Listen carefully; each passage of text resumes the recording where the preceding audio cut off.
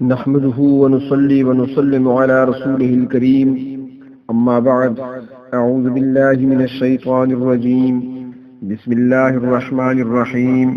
وعلم آدم الأسماء كلها ثم عرضهم على الملائكة فقال أنبئوني بأسماء هؤلاء إن كنتم صادقين قالوا سبحانك لا علم لنا إلا ما علمتنا إنك أنت العليم الحكيم صدق الله مولانا العظيم۔ آج ہمارے سلسلے کا 35واں درس ہے۔ سورۃ البقرہ کی آیت نمبر 31 اور 32۔ حضرت آدم علیہ السلام کی تخلیق کے وقت اللہ تبارک و تعالی نے فرشتوں کے سامنے اپنے اس ارادے کا اظہار فرمایا کہ میں زمین پر اپنا ایک نائب اور خلیفہ بنانے والا ہوں۔ تو فرشتوں نے اس کے جواب میں اپنی خوبیاں اللہ رب العزت کے سامنے بیان فرمائیں، اور جس کو خلیفہ بنایا جا رہا تھا ایک مخلوق انسان کی صورت میں، تو اس پر کچھ فرشتوں نے عرض کیا کہ اللہ وہ تو زمین میں فساد کریں گے، خون ریزی کریں گے۔ تو پھر اللہ رب العزت نے اپنے ارادے کی حکمت کے اظہار کے لیے فرمایا وَعَلَّمَ آدَمَ الْأَسْمَاءَ كُلَّهَا۔ اللہ تبارک و تعالی نے آدم علیہ السلام کو سارے نام سکھا دیے۔ اب آزمائش ہو رہی تھی کہ فرشتوں نے ایک پہلو پہ غور کیا ہے، دوسری طرف نہیں دیکھا۔ تو فرمایا وَعَلَّمَ آدَمَ الْأَسْمَاءَ كُلَّهَا، اور اللہ تعالی نے آدم علیہ السلام کو سکھا دیے سارے نام۔ تو اب یہاں پر سارے نام سکھانے سے کیا مراد ہے؟ آدم علیہ السلام کو اللہ رب العزت نے کون سے اور کیا نام سکھائے؟ اس سلسلہ میں مفسرین کرام کے کئی اقوال ہیں۔ تفسیر ابو سعود اور تفسیر مدارک، عربی زبان کی دو مختصر تفسیریں ہیں 4 جلدوں میں، یہ حضرات فرماتی ہیں اور کچھ دیگر مفسرین حضرات بھی فرماتی ہیں کہ علم آدم الاسماء سے مراد تمام انواع و اجناس کے نام ہیں جو اللہ تعالیٰ نے سکھائے۔ اس سے مراد ہر فرد کا نام سکھلانا نہیں، کیونکہ ہر فرد اور جز کا تعلق غیب سے ہے اور اسے اللہ تعالیٰ ہی جانتا ہے اور کوئی نہیں جانتا۔ تو انواع و اجناس کا مطلب یہ ہے کہ جیسے انسان ایک نوعی نام ہے، اسی طرح اجناس میں سے حیوان ایک جنس ہے، اور پھر آگے اس کی بہت سی قسمیں ہیں، مثلا گھوڑے، بھینس، گائے، بھیڑ، بکریاں، کیڑے مکوڑے وغیرہ۔ تو اللہ تعالیٰ نے ان چیزوں کے نام حضرت آدم علیہ السلام کو سکھائے۔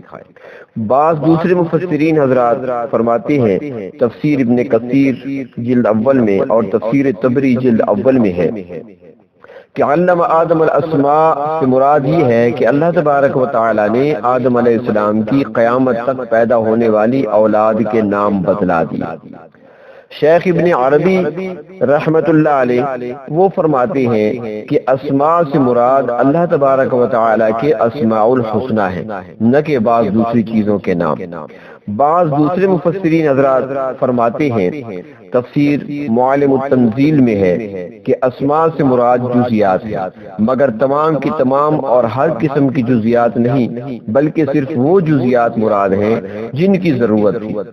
حضرت عبداللہ ابن عباس رضی اللہ تعالیٰ عنہ فرماتے ہیں، تفسیر ابن کثیر میں روایت نقل کی گئی ہے کہ صرف انسانی ضروریات کی تمام چیزوں کے نام بتلا دیے۔ جو چیزیں انسانی ضرورت سے باہر ہیں ان کے بتانے کا نہ کوئی فائدہ تھا اور نہ ہی وہ بتائیں۔ قرآن پاک میں اس کی مثال سورۃ نمل میں آتی ہے کہ ملکہ سبا کو وَأُوتِيَتْ مِنْ كُلِّ شَيْءٍ، ہر چیز دی گئی تھی۔ تو یہاں پر ہر چیز سے مراد اس کی سلطنت کی ضروریات ہی ہے۔ اس کا یہ مطلب نہیں کہ اس زمانے میں ملکہ سبا کو اللہ رب العزت نے ہیلی کاپٹر عطا کیے تھے، ہوائی جہاز عطا کیے تھے، میزائل عطا کیے تھے، یہ مراد نہیں ہے، بلکہ ضرورت کی تمام اشیاء اس سے میسر تھیں جو اس دور کی ضروریات میں سے تھی۔ تو یہاں پر بھی الاسماء کلھا سے مراد انہی چیزوں کے نام ہیں جو انسانی ضروریات میں شامل ہیں۔ اسی طرح سورۃ النحل میں شہد کی مکھیوں سے متعلق اللہ تبارک و تعالی کا ارشاد ہے ثم کلی من کل الثمرات، پھر تمام پھلوں سے کھاؤ اور شہد پیدا کرو۔ اللہ تعالی نے اس کی فطرت میں ایک پاکیزہ چیز رکھ دی ہے اور اس کے پیٹ میں ایک لطیف قسم کا مادہ پیدا کر دیا ہے جس سے شہد بنتا ہے۔ تو یہاں پر تمام قسم کے پھل کھانے سے مراد یہ نہیں ہے کہ دنیا جہاں کا ہر اچھا برا کڑوا کفیلا ہر قسم کا پھل کھائے، بلکہ مقصد یہ ہے کہ اس کی ضرورت اور رسائی کے مطابق جتنے پھل ہیں مکھی ان پر بیٹھتی ہے اور پھر اس سے اللہ تبارک و تعالی شہد جیسی مفید چیز پیدا کرتا ہے۔ بادام، اخروٹ وغیرہ ایسے پھل ہیں کہ جن کے مغز تک رسائی ہی نہیں مکھی کی، تو ایسی چیزوں کے کھانے کا حکم اللہ تعالی نے نہیں دیا۔ اللہ تعالی نے اس کی فطرت میں یہ قانون رکھ دیا ہے کہ وہ پاکیزہ چیزوں پر بیٹھتی ہے، گندی جگہ پر نہیں بیٹھتی۔ پھلوں میں سے بعض پھل کڑوے بھی ہوتے ہیں مگر مکھی وہاں سے مادہ حاصل کرنے کی پابند نہیں ہے۔ اسی طرح بعض پھول بھی بدبودار ہوتے ہیں جو شہد کے لیے ناموافق ہوتے ہیں، اگرچہ ہوتے وہ بھی پھول ہی ہیں۔ پھر یہ بھی ہے کہ جس قسم کے پھل یا پھول سے مکھی رس چوسے گی شہد کا ذائقہ بھی ویسا ہی ہوگا۔ مثلا کھجور پر بیٹھے گی تو ذائقہ حاصل کرے گی اور انگور کی شاخ پر جائے گی تو وہاں سے ویسی مٹھاس حاصل کرے گی۔ تو فرماتے ہیں مفسرین کرام کہ وَعَلَّمَ آدَمَ الْأَسْمَاءَ كُلَّهَا سے مراد انسانی ضرورت کی تمام چیزیں ہیں، ان میں غیر ضروری اشیاء کے نام مراد نہیں ہیں۔ حضرت عبداللہ ابن عباس رضی اللہ تعالیٰ عنہ فرماتے ہیں، تفسیر ابن کثیر جلد اول اور تفسیر عزیزی میں یہ موجود ہے کہ وہ فرماتے ہیں اس سے مراد ہانڈی، چمچہ وغیرہ چھوٹی چھوٹی چیزیں ہیں، لیکن چونکہ ان کا تعلق ضروریات انسانی سے ہے لہذا ان کے نام حضرت آدم علیہ السلام کو بتا دیے گئے تھے۔ بعض دوسرے مفسرین حضرات فرماتے ہیں کہ چیزوں کے نام سکھانا بالکل ایسا نہیں تھا جیسے بچوں کو تعلیم دی جاتی ہے، الف انار، بے بکری، پے پنکھا، یہ مراد نہیں، بلکہ نام سکھانے سے مراد یہ ہے کہ اللہ تبارک و تعالی نے آدم علیہ السلام کی طبیعت اور مزاج میں بطور صلاحیت ان چیزوں کے نام رکھ دیے تھے، اور پھر جب فرشتوں کے سامنے اللہ تعالی نے حکم دیا تو آدم علیہ السلام نے تو نام بتا دیے لیکن فرشتے وہ نام نہ بتا سکے۔ بعض مفسرین فرماتے ہیں کہ چیزوں کے نام بطور تعلیم کے سکھائے گئے، جیسے کسی چیز کی وضاحت کی جاتی ہے کہ یہ فلاں چیز ہے، اس کی یہ خاصیت ہے اور اس کا فائدہ ہے وغیرہ وغیرہ۔ حضرت آدم علیہ السلام کو تمام ضروری اشیاء کے نام سکھلانے کے بعد اللہ رب العزت نے فرشتوں کو آزمایا اور وہ جو نام آدم علیہ السلام کو سکھائے اس کے بعد فرشتوں کا امتحان لیا گیا تو اللہ رب العزت نے فرمایا ثم عرضهم على الملائکہ، اور پھر ان کو فرشتوں پر پیش فرمایا ان چیزوں کو، فقال، اور فرمایا انبئونی، مجھے بتا دو، باسماء هؤلاء، ان چیزوں کے نام، ان کنتم صادقین، اگر تم سچے ہو۔ فرشتوں،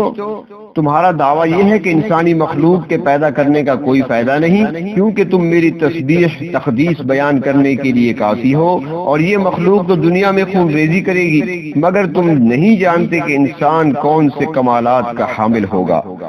اس کے علاوہ اس کے اندر علم بھی ہوگا، فہم بھی ہوگا، اور یہ کمال سب سے زیادہ اور اعلیٰ ہے جو اسے دیا گیا ہے، اور خلیفہ کے لیے ان چیزوں کی ماہیت اور حقیقت کا جاننا بھی ضروری ہے جن پر اس نے احکام کا نفاذ کرنا ہے۔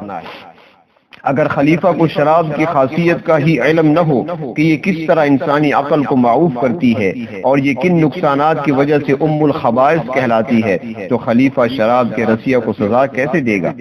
اس لیے اللہ تبارک و تعالی نے تمام ضروری چیزوں کے نام، ان کی حقیقت اور ماہیت سے آدم علیہ السلام کو آگاہ کر دیا تاکہ اللہ تعالی کی نیابت کا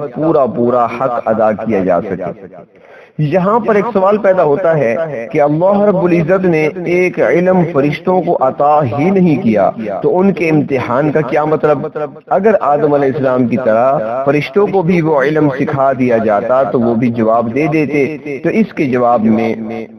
تفسیر بیان القرآن میں حضرت شاہ اشرف علی تھانوی رحمت اللہ علیہ فرماتی ہیں کہ آدم علیہ السلام کو اسماء کی تعلیم فرشتوں کی موجودگی میں ہی دی گئی تھی۔ فرق یہ ہے کہ آدم علیہ السلام کو ان چیزوں کی ضرورت تھی، لہٰذا انہوں نے ان کے نام ذہن میں محفوظ کر لیے، مگر فرشتوں کو چونکہ ایسی چیزوں کی ضرورت ہی نہ تھی، لہٰذا انہوں نے یہ نام ذہن نشین رکھنے کی کوشش ہی نہ کی۔ اس کی مثال ایسی ہی ہے جیسے کوئی استاد پوری کلاس کے سامنے لیکچر دیتا ہے، سبق پڑھاتا ہے، سبق کی پوری وضاحت کرتا ہے، مگر ہوتا یہ ہے کہ امتحان کے وقت بعض طالب علم ٹھیک جواب دیتے ہیں مگر بعض کو کچھ یاد نہیں ہوتا، حالانکہ استاد نے تو سب کو بیک وقت ایک ہی لیکچر دیا تھا۔ یہی حال حضرت آدم علیہ السلام اور فرشتوں کا ہوا۔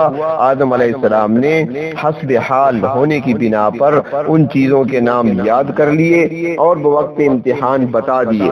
مگر فرشتے اس سبق کو ضبط نہ کر سکے، یاد نہ کر سکے، کیونکہ یہ چیزیں ان کی ضرورت کی نہ تھیں، لہذا انہوں نے امتحان کے وقت عاجزی کا اظہار کر دیا اور وہ کہنے لگے قالوا سبحانک، وہ کہنے لگے کہ ہم آپ کی پاکی بیان کرتے ہیں، اے ہمارے پروردگار ہم آپ کی پاکی بیان کرتے ہیں، لا علم لنا، ہمیں اس کے سوا کچھ علم نہیں، الا ما علمتنا، مگر وہ جو آپ نے ہمیں سکھایا، انک انت العلیم الحکیم، بے شک آپ جاننے والے اور حکمت والے ہیں۔ تو فرشتوں نے ایک پہلو کو دیکھا تھا۔ اللہ رب العزت نے انسان کے اندر دونوں چیزیں رکھی ہیں، انسان کے اندر بہیمیت بھی موجود ہے اور صفت ملکیت بھی موجود ہے۔ انسان اگر گرنے پہ آئے تو وہ گرتا چلا جاتا ہے، حتیٰ کہ وہ انسانیت سے بھی باہر نکل جاتا ہے، اور جب انسان ترقی کرتا ہے تو پھر مقام وہ ملتا ہے کہ فرشتوں سے بھی آگے نکل جاتا ہے، تو ملکیت بھی انسان میں پائی جاتی ہے، اور پھر بلندی ایسی ملتی ہے کہ دنیا گواہ ہے کہ جب سرکار دو عالم صلی اللہ علیہ وسلم مکہ کی سرزمین پر پیدا ہوتے ہیں، لیکن پرواز کا عالم یہ ہے کہ اس مقام تک پہنچتے ہیں جہاں پر فرشتوں کے سب سے بڑے سردار حضرت جبریل بھی رک جاتے ہیں کہ آقا آگے بڑھنا میرا کام نہیں، اگر مزید بڑھوں گا تو میرے پر جل جائیں گے۔ جبریل بھی رک گیا، لیکن اللہ کے محبوب صلی اللہ علیہ وسلم وہاں تک جا پہنچے۔ تو انسان کے اندر ایک صفت ملکیت بھی اللہ رب العزت نے رکھی ہے اور صفت بہیمیت بھی ہے، تو فرشتوں نے صفت بہیمیت کو دیکھا اور آدم علیہ السلام کی صفت ملکیت تک ان کی نگاہ نہ پہنچی۔ جو کمال حضرت آدم علیہ السلام کو مل رہا تھا